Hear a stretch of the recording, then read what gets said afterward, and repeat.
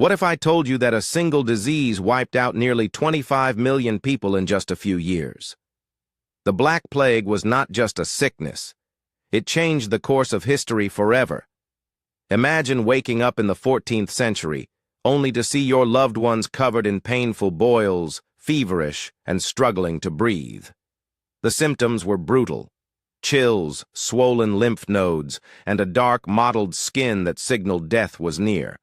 People were terrified. Some believed it was punishment from God, while others thought it was a sign of the end times. But what caused this catastrophe? The Black Plague was primarily spread by fleas that lived on rats, common across Europe and Asia. These fleas carried a deadly bacterium, Yersinia pestis, which thrived in the bustling trade routes and crowded cities of the period. In Europe, fear and superstition ran rampant. Towns turned against one another, blaming outsiders for bringing the plague. Meanwhile, in Asia, trade routes were disrupted, and communities isolated themselves to avoid infection. The moral across the globe? Survival at any cost. People began to question their faith, while others sought solace in hedonism, believing that life was fleeting. But here's the twist.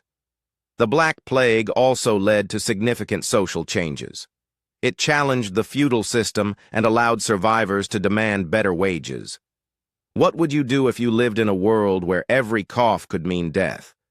Share your thoughts on how fear can change a society, and who do you think of when you think of resilience in tough times?